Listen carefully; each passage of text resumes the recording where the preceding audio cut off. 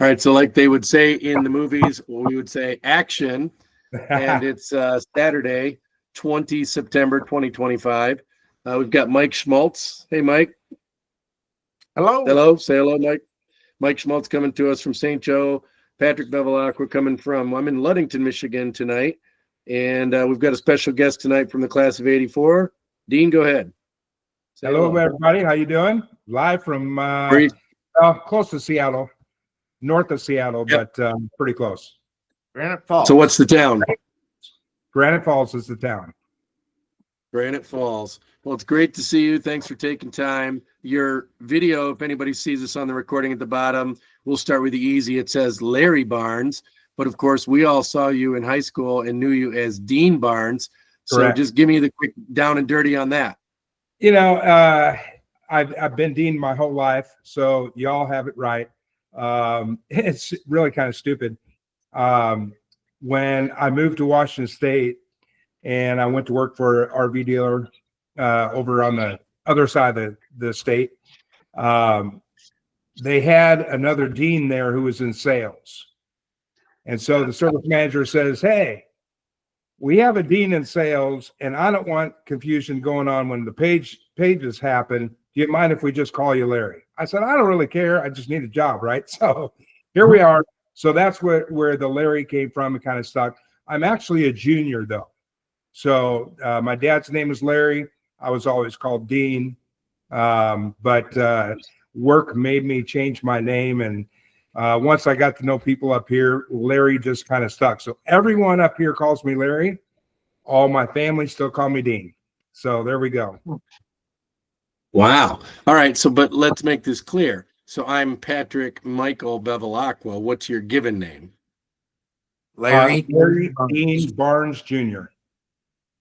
Ah, okay. So Dean is the middle name. Okay, gotcha. Yep, nice. Dean's middle name. I like it. I like it. Well, we are going to jump into, and thank you for looking at some of the videos. And you are number 7. So, Dean, just be honored to join us, be number 7. And we're really glad you're here to learn a little bit about you and really appreciate you sharing some stuff. And for the class that watches this, Dean was not able to get to the reunion last year, or I think you said any of the reunions so far, right? There's a few years I wanted to be there. Really wanted to get there last year too, but typically it's time and distance and money. You know, it's all three that kind of affect it all. Absolutely. And Washington's a long way away. So we'll hold out hope for the next one at 45. But interestingly enough, you did share some pictures. So I'll put that up so everybody can see. And maybe we'll start talking a little bit about your life and everything when we're ready, because appreciate you sharing those. I put those out and you saw them on Facebook. What's nice is then the classmates can look at people that we knew from our class and just say, oh, wow, look at, how they looked before, how they look today, what's going on in their life. Maybe there's a picture of something they like to do, their family, their dog. Like Schmaltz had a motorcycle on it and a dog, a couple dogs, I think. So, all right. So we got to get the elephant out of the room here. So these two guys on this call with me are brothers or half brothers, right? Stepbrother. There we go. Stepbrother. Sorry, guys. So tell me the story. Somebody give me the story. Oh, you want to go, Mike, or should I? Well, my father was divorced when I was in like kindergarten, first grade, and he met Frances, and they ended up getting married.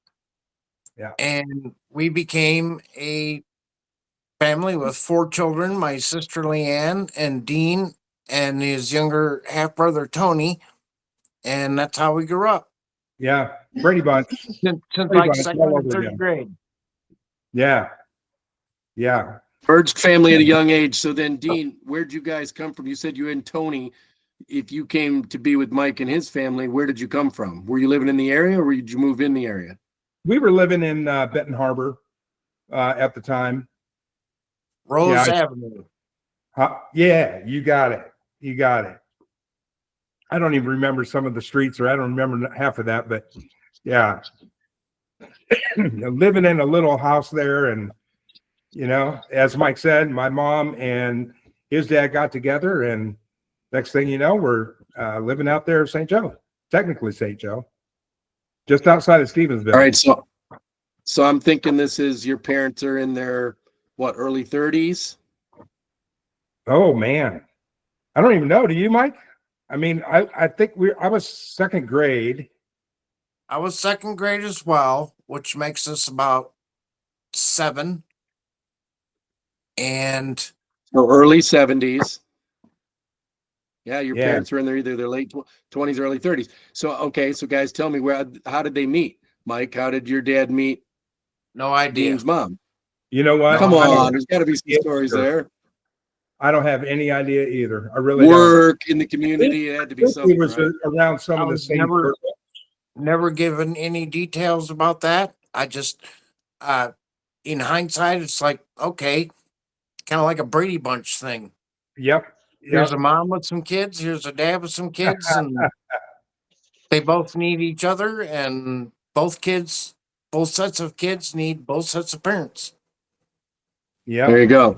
And so you guys grew up as family. That's awesome. And then, did I get it right that you both went to? So a lot of us went to I went to Stevensville Elementary, which isn't even there anymore. Other people went to Hollywood or some of these other schools, but it sounds like you guys went to private school. We went Yes. to St. Paul's Lutheran. Yeah. A lot of our other classmates, Ralph Lucius, Wendy Garlinger. Some of y'all may know Tom Fryer. I mean, it's a whole host Brian of us. Link, Brian Lank. Yeah. Lisa Oganowski, I think Lisa Paula Oganowski. Narig. Yeah. Oh, wow. So I'm curious, guys, back in those days, my parents were happy with the public schools, and in inner cities, I know some people have turned to charter or private schools because of, fear of the curriculum or fear of safety of the children. But back in those days, was it a Christian thing, like a Lutheran thing that your parents wanted you to go to there, or just a different education, maybe different than public schools? You guys got any idea why, your parents put you in private versus going to public school? Well, I'm not inside their heads, but I think They had to wanted talk us about it.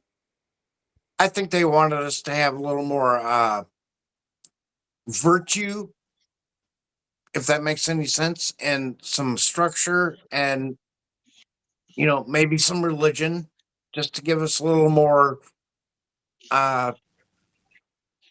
guidelines or whatever. Plus, it was being smaller. I think we got a better education from kindergarten to Smaller 8th grade. group of people, A lot of smaller people did. community. Okay, Yeah. got it. Yeah. Class size was pretty small. But it actually, you look back at it now and you go, how in the world did they afford that? I mean, and it was church every Sunday for us. It was every Sunday we're going to church, and and then you're part of the school too. But it's just blows me away today going, how in the world did they pay for that? Yeah, private school can be expensive. Okay, so it was a good commitment on their part. And so you went to church. So you guys went to Lutheran church. Lutheran Yep. church. Yeah. Okay, interesting. I don't know, Mike, you and I have talked a lot about that. So then today, Mike, I know your dad's gone, but Dean, your mom's here. Does she still go to Lutheran church? No. Right now, Mom doesn't really go to church on Sundays anymore, but she watches diligently, from her home computer, and kind of attends that way. But she's getting up there. Nice.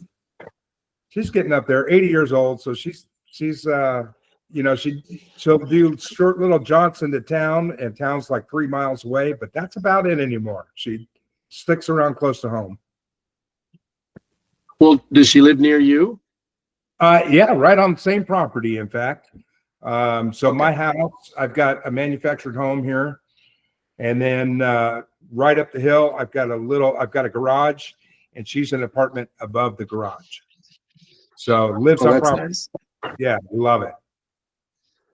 You got someone to help watch over. I'm sure the family loves that. The reason I was asking is because, Mike, I know we've talked a little about faith at times, but knowing that your parents put you into a faith-based thing and kept you in that through school is a good thing in a lot of ways, keeps us all grounded and a little bit out of trouble. But Dean, I've seen it on your Facebook page. I've noticed you've posted things before, and we'll get into this a little bit, but it sounds like that faith stuck with you because you still seem to be a strong believer.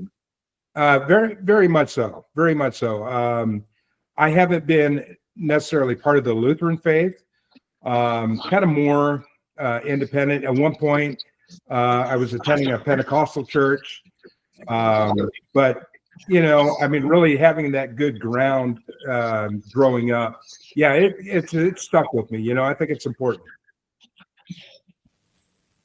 Well, I think it is very important, and Schmaltz and I have talked about it, and we went to the St. Joe Catholic right there in downtown St. Joe, and you know, religion is, I think, what man does with God's word and things that you know, maybe we try to understand. And so whether it's Lutheran or it's, like you said, Pentecostal or some other version, it could be Catholic, it could be anything. There's lots of different types, but I think a lot of them all believe in similar values or Christian values. So that's interesting. And so Mike sent something today, and I thought I would show it here for you because we'll start back, I guess, when you guys were younger, because I'd love to hear some of the stories from when you guys grew up together and things you did together. Let's see if I can show this, and let's see what Dean thinks about this. Tell me when you guys can see this. Oh, there it is. Hey. Now I got to put my cheaters on to see that. Yeah, I don't know if I can make it bigger. Actually, I probably can. Cool. I'm so glad you got that. Mike Zelke's in there. Oh, yeah. Is this bigger now? That one, there we go. A little bit. Yep. Yep. Yep. Awesome. There's the geeky kid right there in the middle. What does that say? 1970, 1980? So it's grades 7 and 8 from St. Paul. Yes, we had combined classes. We had one teacher throughout the day, and I think third and fourth were together, first and second were together, and then seventh and eighth were together. We were all in the same room, Yeah. and the teacher would give, you know, one lesson to one half and one lesson to the other. Where's Schmaltz in this picture? Second main road all the way to the left, I think. Maybe. I can't tell. Oh, the one at the glass is second up from the bottom. Yep. This one right here. I'll put this. I think so. Okay. I can't see my hand. And then is over on that row like 1, 2, 3, 4, 5. So 3 is Ralph Lucius, right? 3 is Ralph Lucius. Yep. Is 5 Scott Rubel? No. Kind of looks like him. These pictures are old, so I can't tell. All yeah, right. I think it's Scott. Scott Rubel did One not go to St. Paul's. He didn't go there. What about one row up and all the way over to the end, except for the second one in, the guy with the big black hair? Is that Dean Briscoe? No. No. I'm just trying to find people what it might look like. If I could see better, I could name every person in there, but I can't see it anymore. Mike, where'd you get the photo? Did you get it do you have like a hard copy of it? No. I got it from somebody on Facebook who was in that class years ago. Oh, that's cool. Yeah. Do you guys see the 2 teachers at the top, and they both look like they have similar sport coats? Very much so. Yep.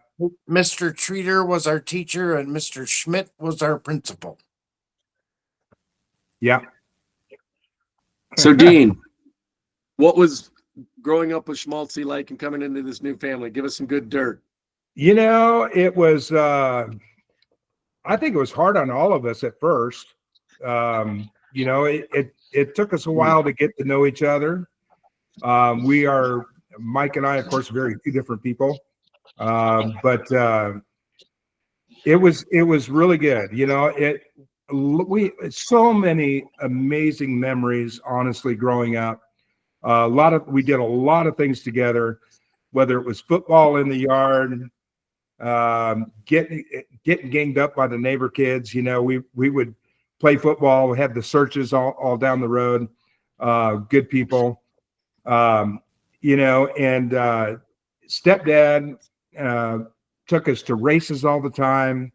We went to dirt bike races, out to the dunes all the time, camping. We did that for a few years. It was a normal childhood, and just, you know, lots of good memories.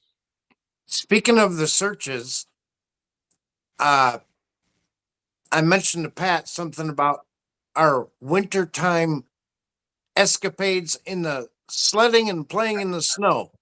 Oh man. We lived Yeah. up on a hill, and Yeah. we were always using toboggans and the boat sleds. And I remember one time we had a nice path going down for sledding on the toboggan, and Yeah. we had a ramp at the bottom of the hill. Yeah. That was fun. And one night, once it was all packed down, we poured water over it Yes, we did. to make it Gallons of icy water. and super slick. And man, I remember the first time going down after that next morning. It was so fast. I ended up flying over the jump, and I was literally like 2 or 3 feet from the creek that was running there, and the Yep. toboggan was floating in the water, and I'm just hanging onto the rope and going, "Wow, that was crazy!" That And there was was a blast. hills all up and down the street there. Everybody lived up on the hill, and I remember we had some sledding hill down by the Searches Yeah, we did. that was full of briars. And it Yep. was super steep and fast, and we get to the bottom and go, "Hey, my scarf and my hat's gone. They're hanging on some rose bush up there." Yeah, And and then trying we- not to go across the road, trying to Yep. bail before you hit the road. Yep. And I don't know if you remember George Search, that was Renee and Craig's dad, Yeah. hooked up our toboggan to his old Oliver farm tractor and would tow us around on that. And then Earl Cook had an Appaloosa pony named Susie. We used to hook her up to the toboggan and tow us Yeah. around in the snow. Yeah. Good memories, man. Good memories. Earl was a lot of fun. So who are the Searches? Renee Search was a year ahead of us. Craig year was ahead. 2 or 3 years ahead of us. They went to St. Paul's and Lakeshore. Yeah. So there's some neighbors you hung out with, played football with, did some sledding. Yeah. Yeah. The Searches, So- they occupied almost half the road, I think, Tilly Road out there. And it was one search after another. There's Craig 3 actually or still 4 lives in the searches. house. And on top of that, there was at one point, I believe, 4 or 5 families named Tilly, hence the name of the road. Of the road, yeah. Brookside Nursery was Art Tilly. And Yeah. he had a couple kids, older, younger by a year or 2. And Steve Tilly and another ones. I forget which family member it was, but the house that Earl Cook grew up in was formerly owned by a Tilly family. Ah, right on. What was your house number on Tilly, guys? 5498. Yeah. 5498. Have you been out there anytime, either one of you guys recently? I have. Have you?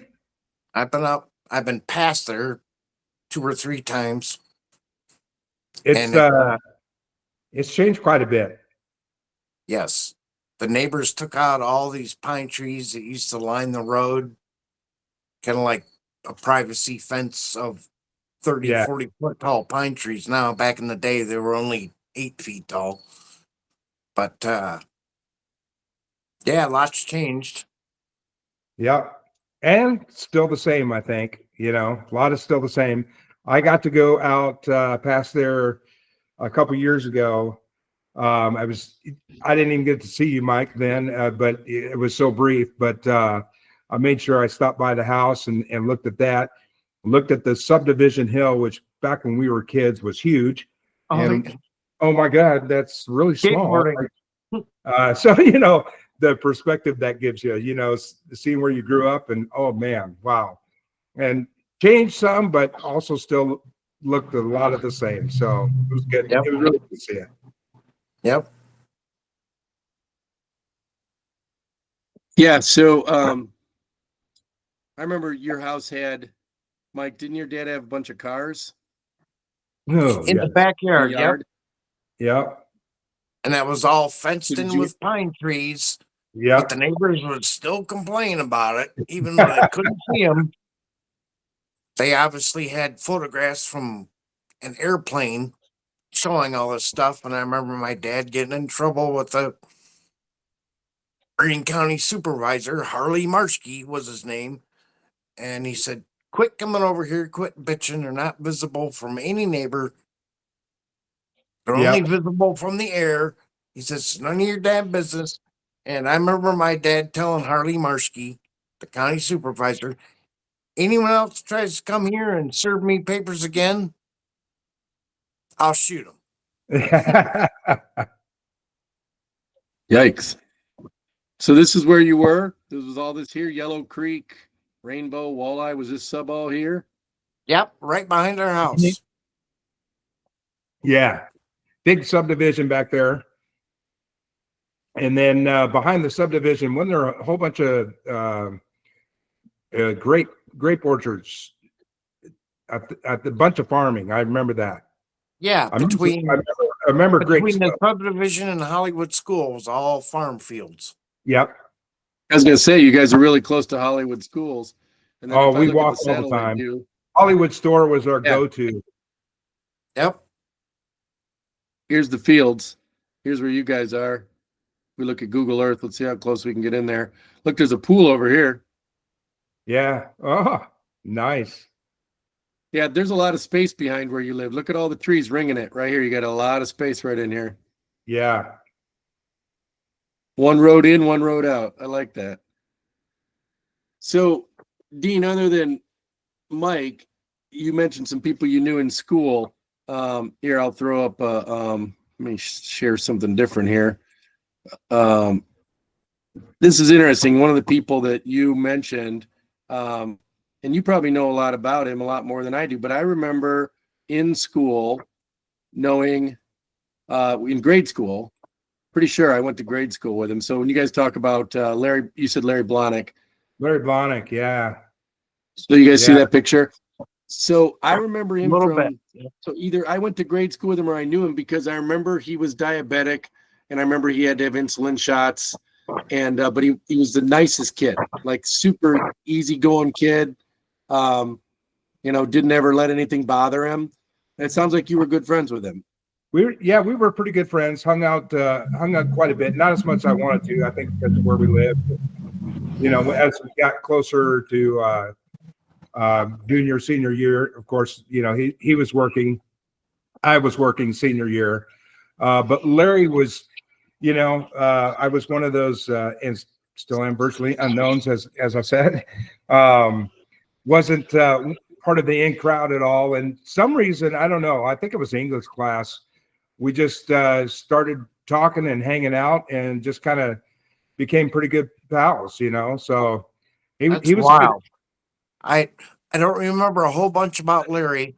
I don't even think I knew that he was diabetic, but I remember Yeah. he was very mild mannered and polite. And wasn't he kind of a brainiac too? He was a genius. That man was he was really, really smart, really, Wow. really smart. And very strong hands. Like, I don't know what in the world he did, really honest, but you play the games, the thumb wrestling, that kind of thing. Ain't no way I could beat him. His hands were just like pure muscle. It's crazy. Wow. So you mentioned he had a job.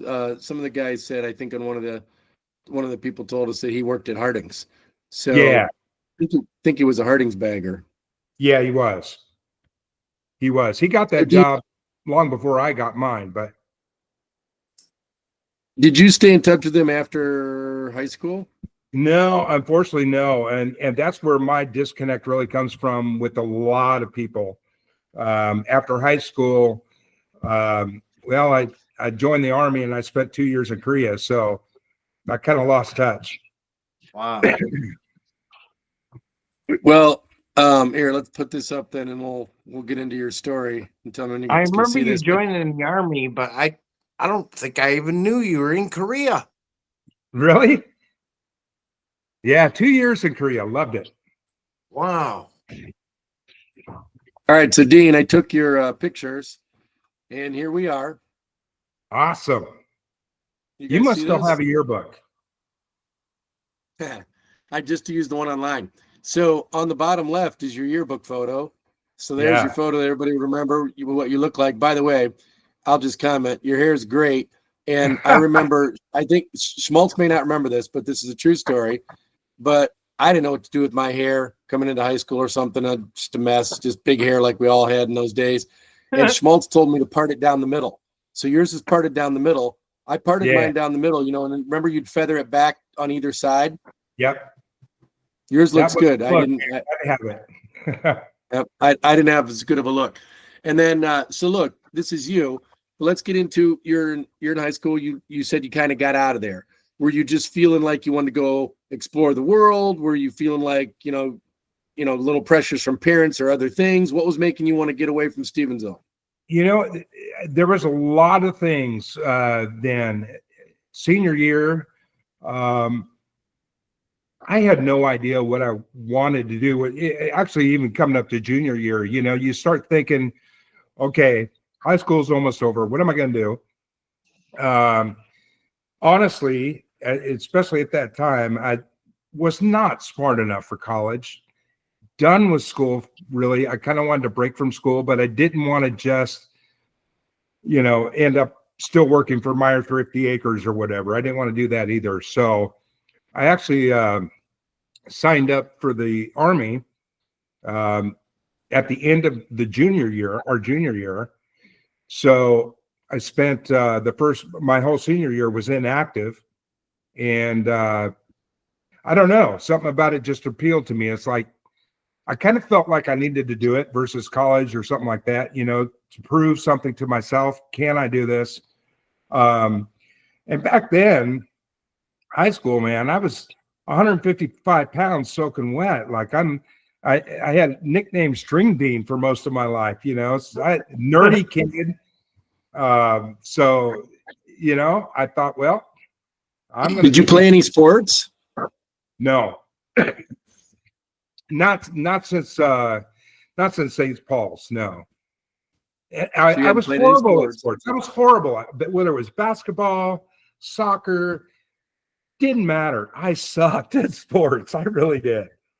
It was not my. All right. thing. Well, I have to find this because I didn't know this about you. I went to look up. I go in the yearbook. By the way, you can get the yearbook online. So tell me when you can see this. Okay. So I'm going to go back just a little bit because I'm going to go back to high school because I didn't realize, I don't know if people are in sports or what they're in. And by the way, when you say you weren't in the in crowd, Dean, I'll just say this. This came up on the call. Gacky felt like he wasn't in the in crowd or all striving to be. I can honestly say, and Schmaltz knows this, that, I was trying to decide, I had friends, but I was also trying to decide what group do I belong in and where do I fit in and am I part of the in crowd? Everybody was trying to be in the in crowd, I think. And some of us, a lot of us were not. Anyway, the reason I mentioned that is because you say, you didn't know as many people weren't in the in crowd. I think now we're all older and we're like, yeah, what were we really searching for? We should have just, got our education, tried to stay out of trouble, had some fun, lived our lives, right? So anyway, this is you were in choir in high school. I was, yeah. I was in choir. So you were not in a choir because you obviously had progressed through the choir program, because I remember that you could start that way back when. So let me ask you this. Can you still sing? Oh, yeah. Oh, yeah. Do you sing for church or anything or for fun? Or? Myself. I actually, when in Florida, I lived in Florida for a while. Well, even before Florida, but in Florida, I was part of the choir and I was one of the frontline singers. There was 5 of us. So yeah, I've been singing for quite a while. All right. So when you were singing back in high school, were you baritone? What were you? Baritone. Yeah, you have a good deep voice. You sound like you have a radio voice now. You have a nice voice. I didn't realize you were singing. And Randy Reitman will tell you that he and I sang with Mr. Ladd in junior high. You didn't go to our junior high. And I was in something called Select Choir. And the most terrifying thing about select choir was you had to stand in front of the class and do your, I don't know what you would call it, your audition. And Yes. you had, to be picked for select choir. And so I actually sang back then, but I never did in high school. And, I love it that people have those kind of arts, whether it's band or it's theater or it's singing, whatever your talents are, if you enjoyed it. And I knew a lot of those people in the choir, and we had obviously a really good group of choir. But do you remember Randy Riepma? He was in the choir. Yes, I do. Yeah. So Yep. who were some of the other people in the choir? I got to think who else was in there. Oh, see, now you that's where remember my any? brain goes. That's where my brain goes. Like if you say the name, I've got it. But Not man, remember them off top. I don't know. Was Marie Finch in there? I think so. I can't I have remember. no idea. So all right. So now we're on to you're thinking about, hey, going out and experience the world. So how did you get connected to the Army? Like first, why'd you pick the Army? And then like you said, you did it in 11th grade. Did you just go down to like a, I don't know, recruiting office, or how'd you get connected? Yeah, I did. Recruiting office. Had a lot of interest in it, of course. And my cousin, Don, actually joined the Air Force. So, and he's a year ahead of me. He joined the Air Force. I didn't want to do Air Force. I knew I couldn't do college. I wasn't ready for that. But I didn't want to just hang around home either. I don't know why. I just needed to go. I think more to prove things to myself more than anything, I guess. But it went down to the recruiter's office. I chose Army because I thought Air Force was too wimpy. I wanted a harder challenge. I didn't want to do my Marine. Those guys are crazy.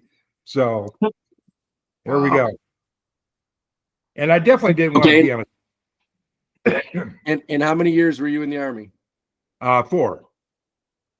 Well, thank you for your service, and I can see the picture on your slides there on the right with you at the boot camp. Look how young your face is. Look at the hat. You probably had no hair. Man, where did that guy go? I did a short stint. So my oldest brother Chris was in went to Naval Academy and was in the Navy for many years. My next brother Tony was in the Army for years, and then so because one was in the Navy and one was in the Army, I had to do the Marine Corps. And I did a little bit, and my wife laughs at the pictures of me like that with the hat on and how skinny. And I've never been that way ever since. And but thank you for your service. And so I think it's interesting you say that, because Gacky said something about he wasn't told by guidance counselors that he could go out and get a degree. And you decided you really weren't ready to go get one. And Mike went off to Schmaltz went off to Michigan, and everybody's cut out to whatever they want to do. But I find it interesting that in our world, there were people that would tell people, hey, you're not really good enough. And when I say that, yes, if you're struggling with studies and grades, it is tougher to get through a college or university. Why spend the money? But you got to give a person a dream. And maybe there wasn't enough emphasis on skills and trades. And, at least the military, you could learn a lot of skills, right? Absolutely. Yes. And in hindsight, I wish I would have gone to trade school. In high school, I never had metal shop, never had wood shop. The closest I got to a non-college prep course was drafting, mechanical drafting and architectural drafting. But looking back, I wish I would have learned wood shop and metal shop and got into some type of trade. Yeah, I'm with you there. For whatever reason, I wish I'd have made that choice instead. Shoulda, woulda, coulda, but you never look back and see. I mean, you can't change it now, right, Mike? And you still carved out a lot of different things you did in your life with it, and so did Dean. So, Dean, you get in the military, and when you first got in, were you like, "Oh, I'm home and I love it"? The brothers around and all the stuff they're beating the crap out of you and yelling at you and all the moving around, or were you kind of like, "Holy crap, what did I get myself into?" For all of us, I will say that you always have your super confident people.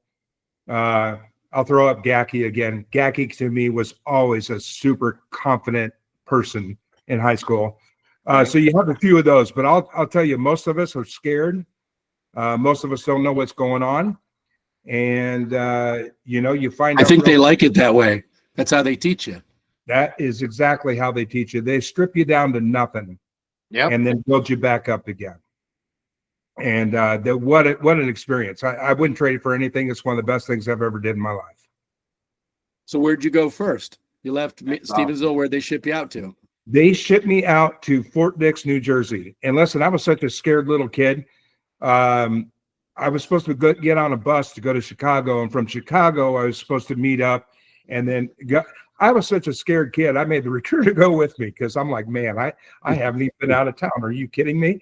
You know, but they sent me to Fort Dix, New Jersey, which I think my understanding is it's not a basic training facility anymore. But it was a lot of fun, man. It was a lot of fun. Wow.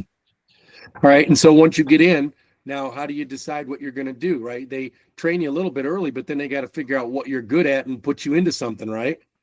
You actually take assessment tests before you even go to basic. So Okay. from assessment tests, all the assessment tests and everything I took, they gave me a range of what I would qualify for, what they're willing to train me in. So they gave me a whole range of things to pick from. So that happened before basic, before I even left home. And didn't you What'd you become a pick? mechanic of some sort? Yeah, I did. I became a mechanic, you know, and our stepdad, Bob, he actually kind of had a lot to do with that. Bob, Pat, you mentioned the cars. He was always working on something, always. And so, you know, I'd watch him and borrow his tools, try not to lose them. But, you know, the mechanic thing, I really liked it. So that, you know, that kind of got me started and kind of helped make the decision. Okay, I'm going into the Army and I'm going to be a light wheel mechanic. So Part of the motor pool, right? part of the motor pool, yeah, doing easy stuff, alternator changes, starter change outs, you know, nothing big and heavy, but you know, replacing windows and all that good stuff. Nice. Did you stay in New Jersey or did you travel much in your 4 years? Where'd you go? So the way, You said you went you to know, Korea. yeah, the way the Army does it, of course, you do your basic, and then you go to AIT. So out of basic, then you go into whatever field, in my case, was mechanic. Then you go to advanced individual training. I did that in Fort Dix as well. So I had my basic automotive training. And then after that, I got shipped to Korea. So no say in any of it, by the way. You don't get a choice. Wow. And were you in Seoul? My first year, I was north of Seoul. I was about 3 hours driving from the DMZ. So it was really for my first duty station. Oh man, it was you felt like you were on high alert all the time, really. Wow. Yeah. Yeah. My brother Tony was in the DMZ for a while. I was in Korea for a couple of years. Said it was an interesting place. Seoul's obviously a giant city, but Giant. in the DMZ there, you know that you're defending democracy or whatever. There's Yeah. certainly a line there. But geez, dude, you were pretty young and you go over to Korea. That had to be the experience of a lifetime to go. You said before you went to New Jersey, you hadn't been anywhere. Now you're in a foreign country. Foreign country. And my goodness, you talk about a steep learning curve and you do it quickly, you know, but I would say the people of Korea are just amazing. They really are good people. You know, like everything, you've got your good and bad, but for the most part, the people of Korea were just amazing to get to know. Very, very accepting. They really loved having us there. They loved the military there. So it was really good experience. So, And Dean, then you're oh, go ahead, Mike. Pat. No, go. No, I wanted to change topic here. I'm curious about Nikki. I talked to you 3 or 4 weeks ago and had no idea you were going to get married. And then Pat sent me Sorry, Mike. something you posted on Facebook about getting married. And I'm like, wow, he didn't even mention that. And I'm just curious, you've known her at least, what, 10, 15 years now? 15 years. Wow. Well, no, we've known each other for 17, but we've been together for 15. Yeah. Wow. Now, was that a spur of the moment thing to get married? Kind of. Not we there was some planning that went into it, but it was kind of, I mean, in I always tell everybody we were, in my brain anyway, married in the eyes of God, just not with man. Right. We've been dedicated to each other for a very long time. Like I said, we've been together over 15 years. Isn't that like in certain states, it's like common law? You're like living together, Correct. you're pretty much married. Yeah. In fact, here in Washington State, it's common law. Wow. So, yeah, common law marriage. But we wanted to make it official. We really did, and I think my mom's happy about that too. So it was kind of spur of the moment, but at the same time, we had a little bit of planning. Mom had given us a trip to Arkansas. My cousin Tammy's down there. My aunts are down there. And so she gave us a trip to Arkansas, and we started poking around, looking around. Okay, what are we going to do? And man, we ran across, and if you haven't looked it up online, look it up online, Anthony Chapel, and it's part of Garvin Gardens. My goodness, that place is so cool. And as soon as I saw that, I said, Nikki, let's do it there. Let's get it done. It's just a beautiful venue, it sounds like. Yeah, beautiful venue, just gorgeous. Wow. Oh, that picture of you there with the background is gorgeous. It really is. So yeah, the wedding photo there. Yeah. You see That's- your that's answer part of down there. Which answer in Arkansas? There's Catherine and Lineal and Trish and Shirley. So we've got Aunt Shirley, Aunt Trish, Aunt Lineal, those three. Okay, so is Catherine still in Oklahoma? Oklahoma, Texas, somewhere. Yeah, she doesn't live too far from Bob. Okay. Okay, so by the way, congratulations. Since we fast forwarded to the end, with Schmaltz jumping the gun because he had to know what his own half brother did and I think that's funny because we did see the picture, and then I think you posted it on Facebook, and it was like recent. This was like right around Labor Day, right? This was September 4th. Yeah. Yeah. So congratulations on that. Thank you. Indeed. So backing up, I just want to ask, so you're in Korea. Korea, you said they're nice people. Did you like the food? Did you try Asian food? I don't know, kimchi, anything crazy? Yeah, man. All their food. I tried almost everything. I couldn't do the octopus. Dog? Oh, I said dog. If I ate dog, I don't know it. Or if I ate cat, I don't know it. You will not see cats and dogs in Korea. You really won't. They've all been cooked. They've all been cooked. That's right. That's right. Well protected. Schmaltz is getting mad because he loves dogs. Man, I tell you. But yeah, they have no dogs. But no, the food was amazing. I love kimchi to this day. That's you don't become really trendy. water, but other than that. Now, did you try to learn any language? Oh yeah. You kind of, you don't set out to necessarily learn it because everybody speaks English. You're on base, right? And a lot of them around base will speak English as well.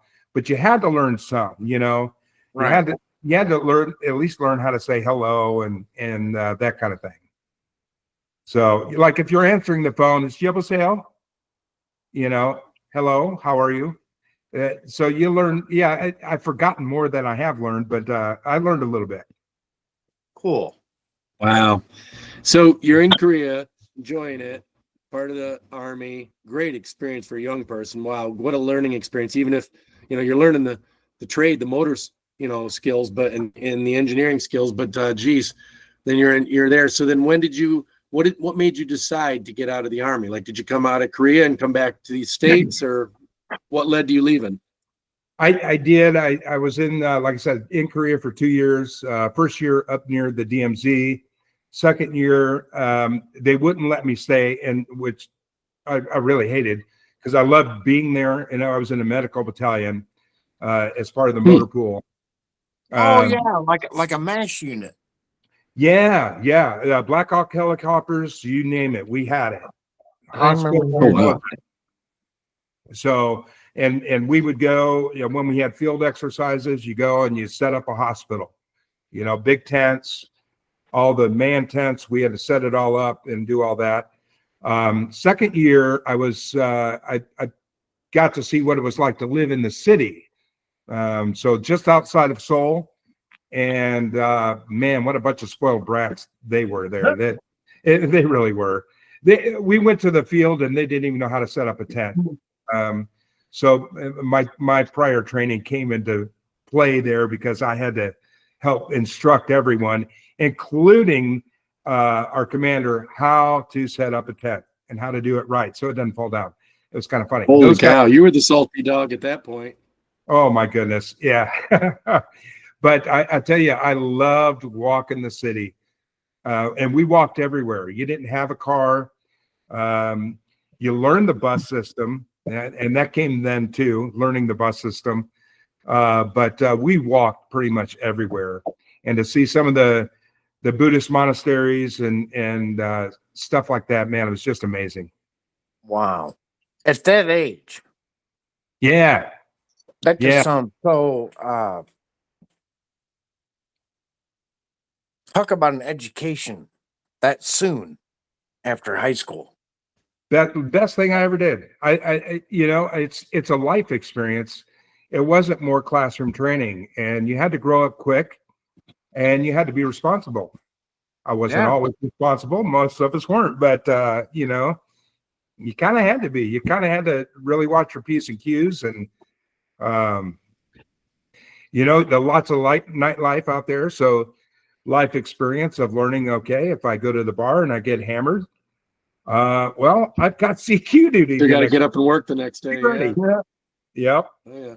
You went from a few thousand people in the Stevensville area to 10 million people in Seoul. Holy cow, that had to be crazy. It was crazy. So you get out of the military and you decided to where'd you go to? Where'd you land? Right in Washington?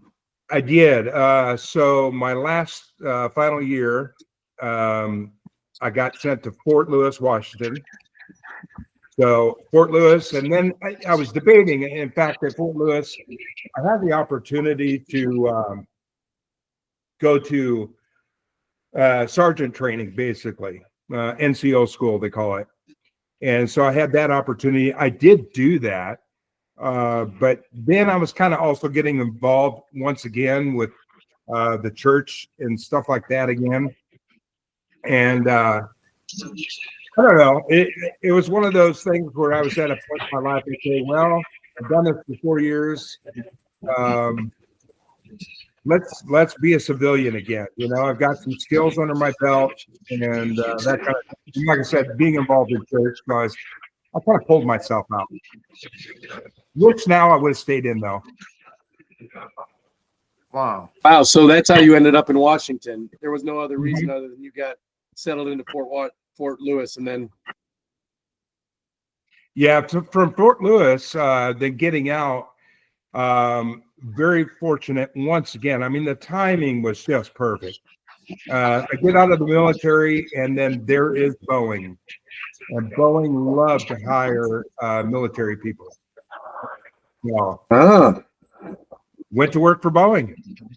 Yep, I was just going to bring that up. I vaguely remember you going to work for Boeing. That was probably like the airline stuff or their aerospace stuff for military. What kind of? I started in Seattle, Plant 2 in Seattle, which is no longer there. They shut that down. In fact, they shut that down when I was working for them.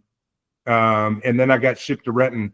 So I loved my first job. I was in basically factory there in Seattle.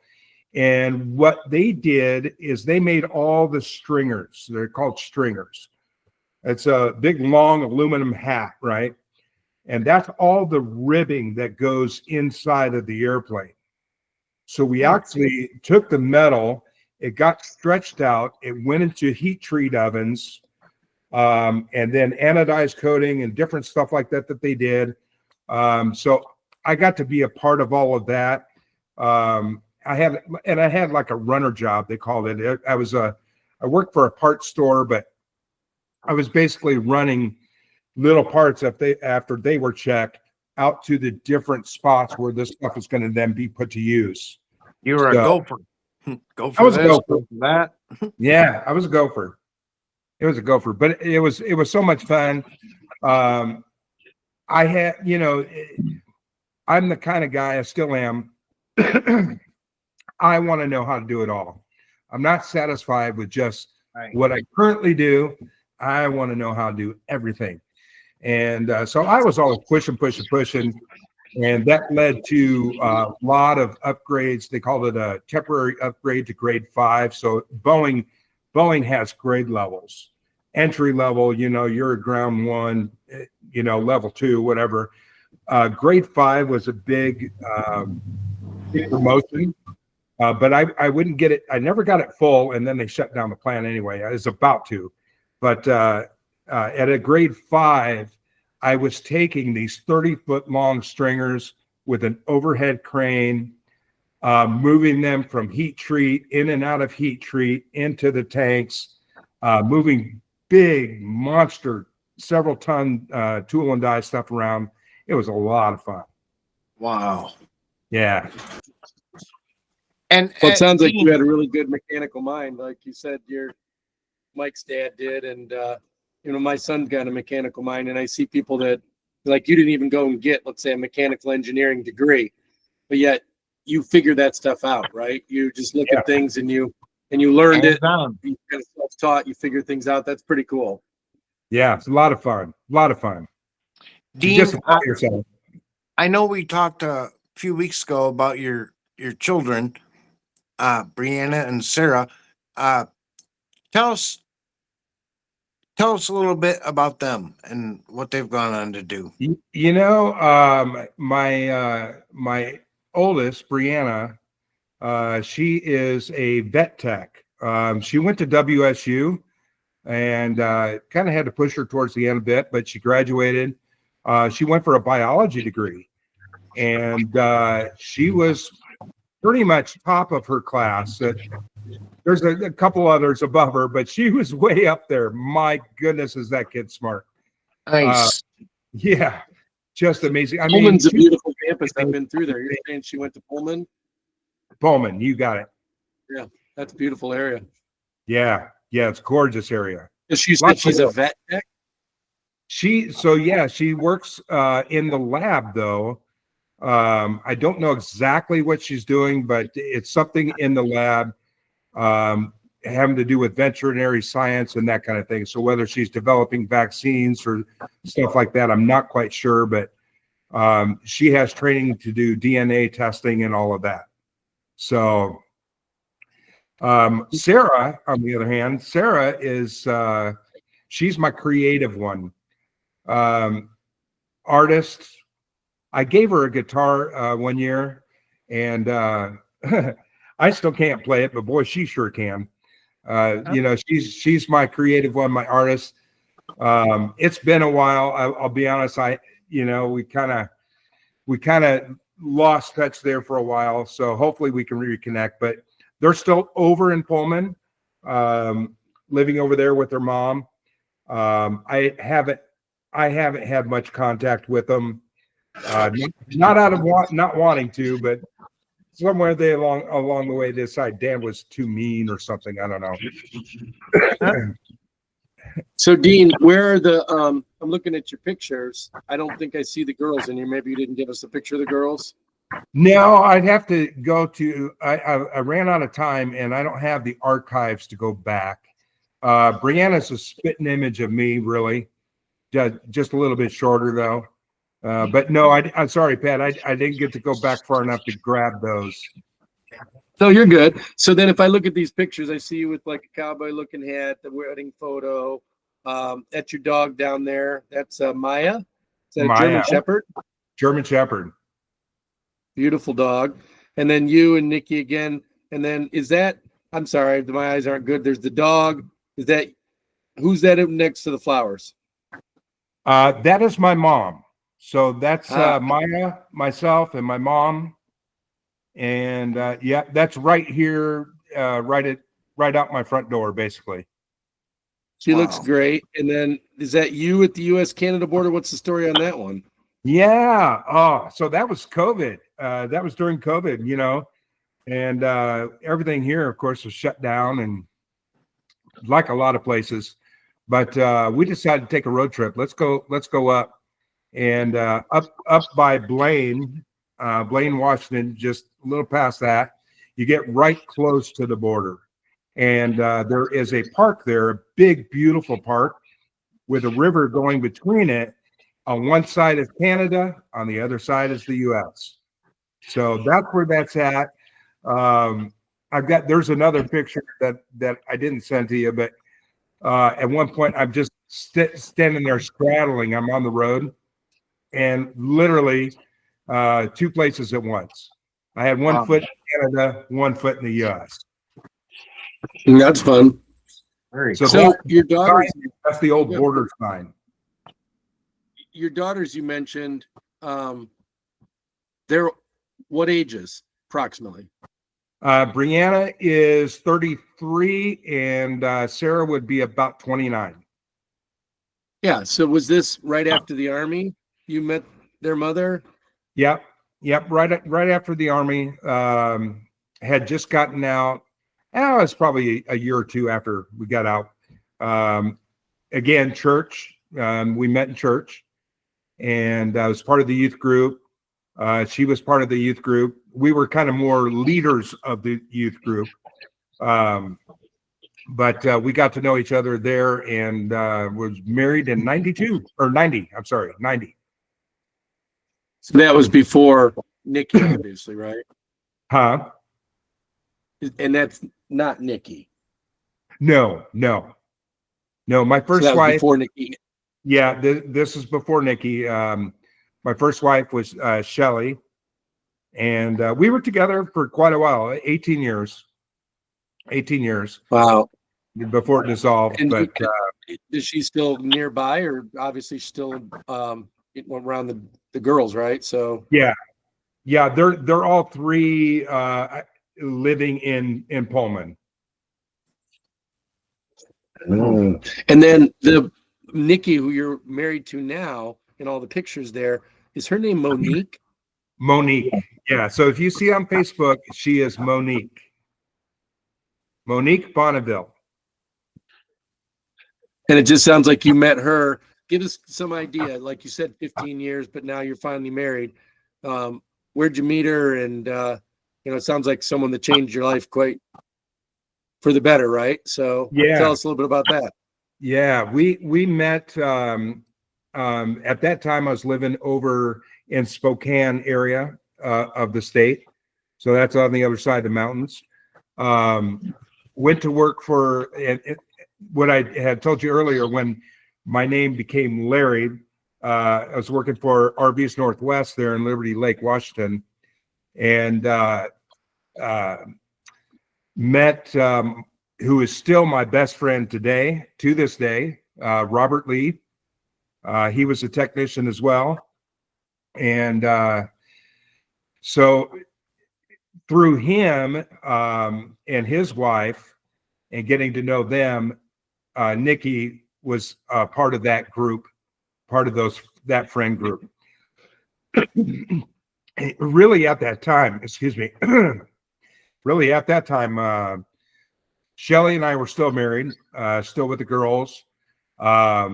So, we were all just kind of friends then. So, that's where we first met. Nikki was still married as well. And, a few years, things go by, things happen. My first marriage, we were struggling quite a bit. I would say probably the last 8 years or so. But and kind of knew it. We weren't jiving. We weren't working. I don't know. I don't know if there's ever an excuse, but things happen. You just kind of life goes. But And same circle of friends stayed. And Shelley's family, all her family is here in Washington State too, but they're over in Omak, and then on this side in Buckley, that kind of thing. But so she had family. We just kind of mutually kind of split. And it was, I think, 2 years later, Nikki and her husband they had, like us, had been, drifting apart for quite a while. So we were just friends, quite honestly, and not even looking for a relationship. It just kind of happened.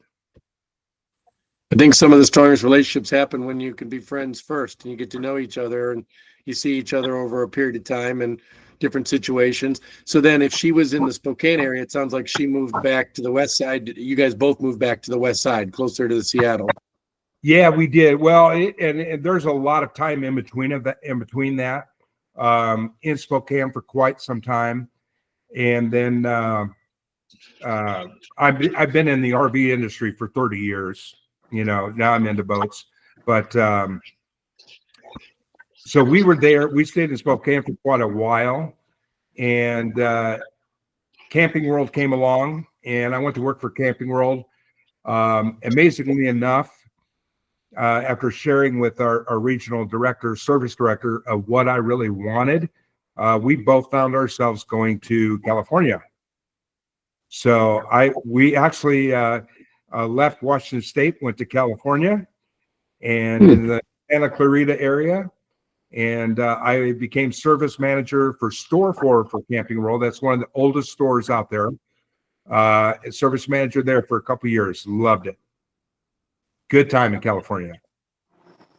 Wow. What year was that? That was 2011. We left actually right around or just after Thanksgiving in 2011, and moved and went down there, got set up, and so December basically I started my new job. So December 2011. So all your years in the RV industry, and you probably knew this when you were growing up, that the RV industry, a lot of the manufacturers are headquartered in northern Indiana, right close to where we grew up, right? Yep. Oh, yeah. Elkhart. Did you ever come back for any training or any of their rallies or any of their manufacturers ever asked you to come back to Indiana? Not in recent years, but I kind of skipped a big portion. We kind of jumped around a bit, but after Brianna was born, Boeing had the biggest layoff they've ever had. There was one other that rivaled it, but ours was pretty big. Over 80,000 Boeing employees got let go. Oh, wow. And if you didn't have a minimum of 6 to 7 years with them, I think in a lot of cases, 10 years, you were out the door. So I got laid off from Boeing, and mom at the time was living in Florida. So here we go across country in a little minivan. My daughter's a year old, and we went to Florida, Lakeland, Florida, and lived with mom for a while. Okay, see, that's interesting. So you just decided, why from Washington? I get it. Boeing sucks, lays off a lot of people. You want to change, but why Florida? It's so far away. I like Florida. Mom but why was there. so far away? Mom being there was it. Yep, my mom being there. Now my dad was actually in Missouri. They wanted me. My dad, of course, wanted me to move to Missouri.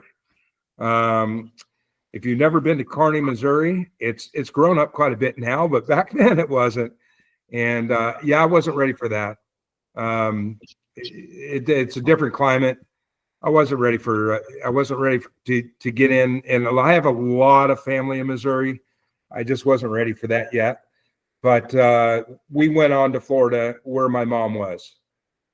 So she graciously took us in, put us up in a spare bedroom, and we lived with her for the first little bit so we can get on our feet. But that's what got me into the RV industry, actually. Again, going to church there, I met a guy whose uncle owned an RV dealership, and they needed some help. So that was my first job, and it was eating crow a bit because I left Boeing making pretty good money. Back then, $15 an hour, $15.65 an hour, and back then that was top of the line. I get to Florida, and everybody who interviewed me for a job said, "Man, I don't even make that. I'm not hiring you because you're going to leave as soon as you find something better." It was tough. So I ended up at a little mom pop RV dealership. Knew nothing about RVs, not a thing.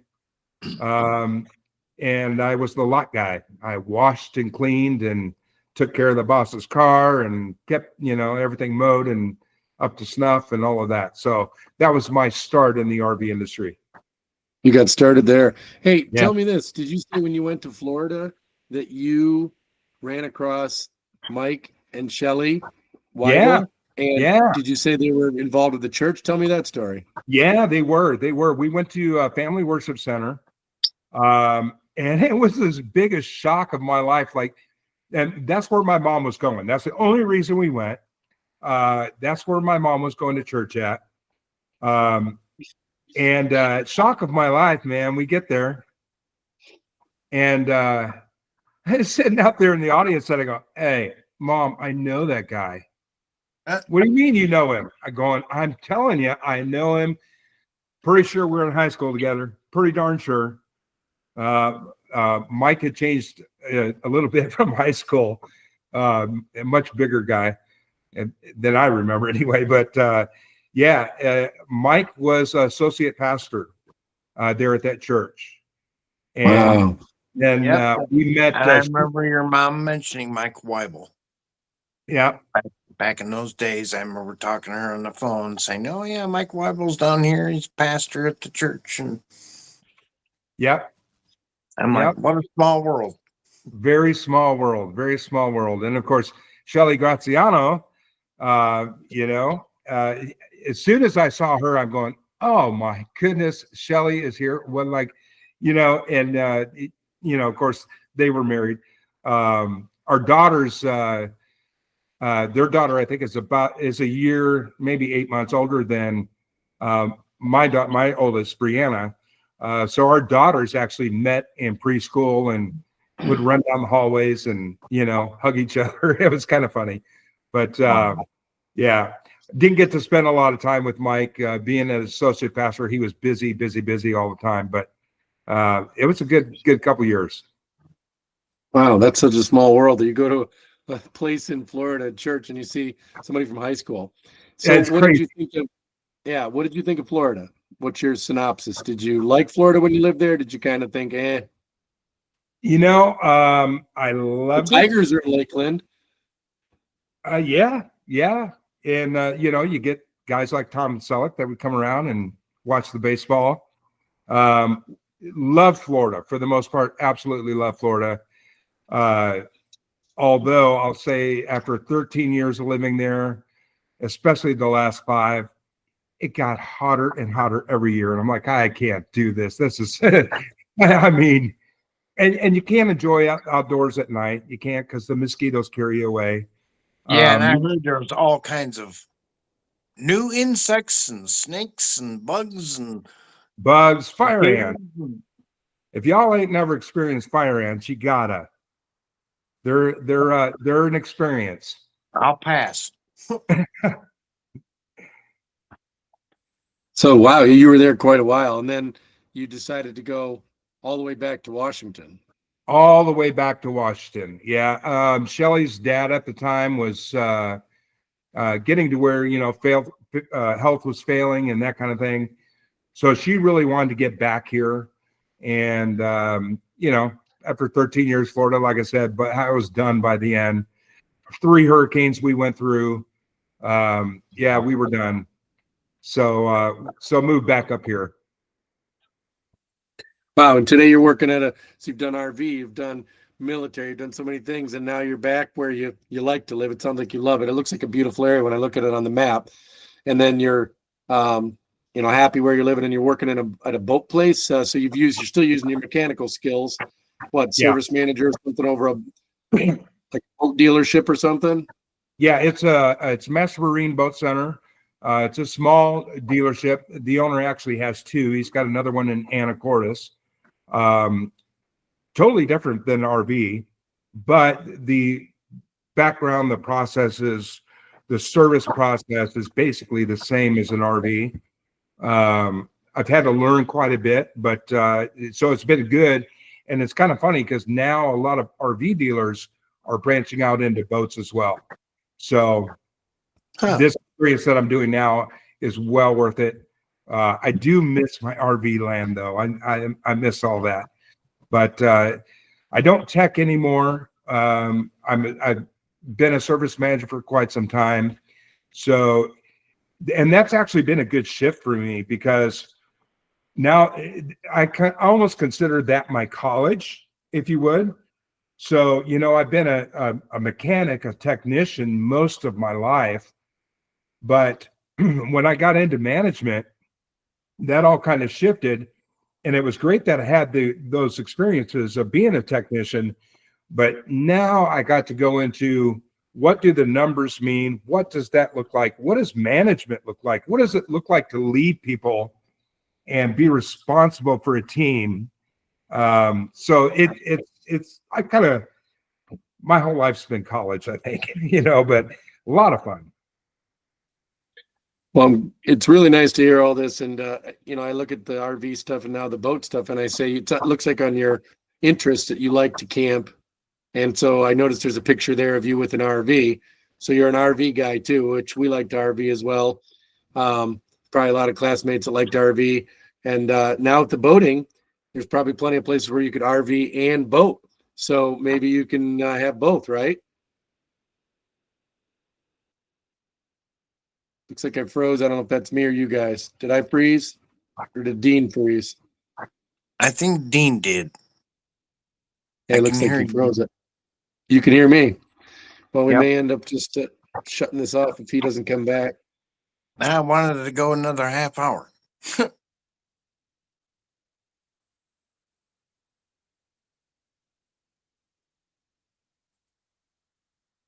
I don't know how all this